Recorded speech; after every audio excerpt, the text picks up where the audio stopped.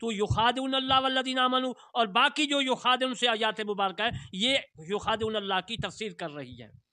انؤمن کما آمن السفہاء الا انہم هم السفہاء پارہ سورہ بقرہ کی آیات 31 میں ہے کہ جو ہے کہیں اللہ تبارک و تعالیٰ نے فرمایا کہ ہم بے وقوفوں کی طرح ایمان، وہ کہہ رہے تھے کہ کہیں کیا ہم بے وقوفوں کی طرح ایمان لائیں؟ سنو بے وقوف یہی ہے، اللہ تبارک و تعالیٰ نے فرمایا وما کرو، اللہ تبارک و تعالیٰ نے فرمایا کہ سورۃ نحل میں 14 پارے میں آیات 5 میں انہوں نے اپنا سا مکر کیا اور ہم نے اپنی خفیہ تدبیر فرمائی۔ اس کا معنی یہ نہیں بنے گا کہ وما کرو کہ مکرن کا مطلب ہے کہ وہ کفار بھی مکر کرتے تھے، اللہ تعالیٰ نے بھی مکر کیا، ایسا ترجمہ کرنا بالکل غلط ہے۔ تفسیروں میں ایسا ہے لیکن یہ معنی صحیح نہیں، ادب کے خلاف ہے۔ عزیز محترم دوستوں بزرگوں، اور انہوں نے اپنا سا مکر کیا اور ہم نے خفیہ تدبیر فرمائی، یعنی مکرہ جو رب کا لفظ جہاں ہے تو وہ خفیہ تدبیر جو ہے فرمائی، یہی ادب کا لفظ ہے۔ انہم یکیدون کیدا واکید کیدا پارہ 30 سورۃ طارق آیات 15 اور 16، بے شک کافر اپنا سا دو چلتے ہیں اور میں نے بھی تدبیر کی، کیونکہ یکیدون کیدا واکید کیدا، قیدا جو ہے وہ اللہ تبارک و تعالیٰ کے معنی میں ہے تو وہ یہی معنی بنے گا کہ اللہ تبارک و تعالیٰ اور میں نے بھی تدبیر کی۔ ان الذین یوفون اللہ ورسولہ 23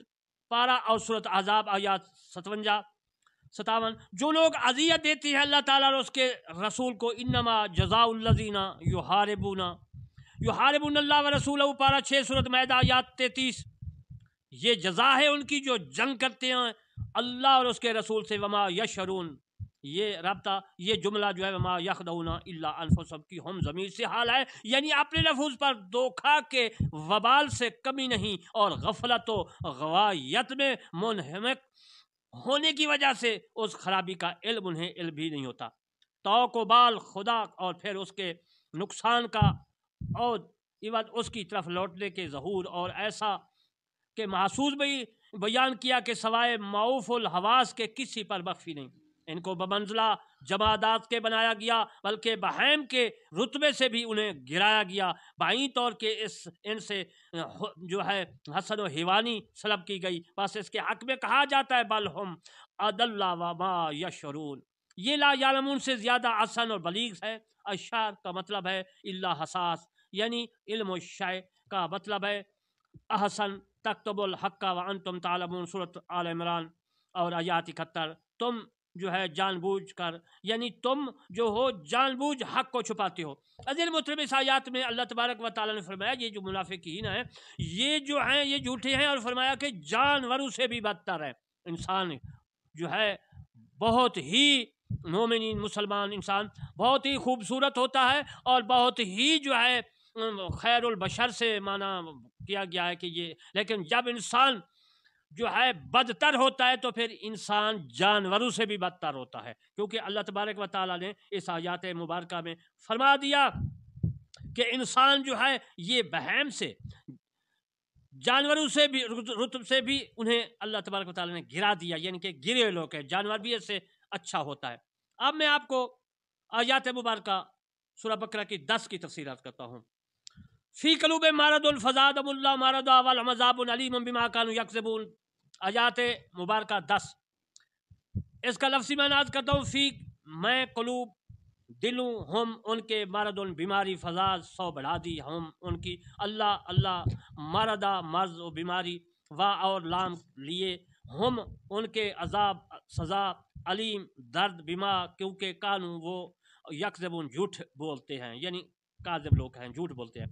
ترجمہ کر دیتا ہوں، ان کے قلوب میں دلوں میں مرض ہے تو اللہ تعالیٰ نے ان کی مرض کو کثیر کر دیا، زیادہ کر دیا، اور ان کے لیے دردناک عذاب ہے کیونکہ وہ جھوٹ بولتے ہیں۔ فی قلوب مرض یہ مبتدا اور خبر ہے، مرض ان سے مراد فساد ہے جو ان منافقین کے عقائد میں تھا۔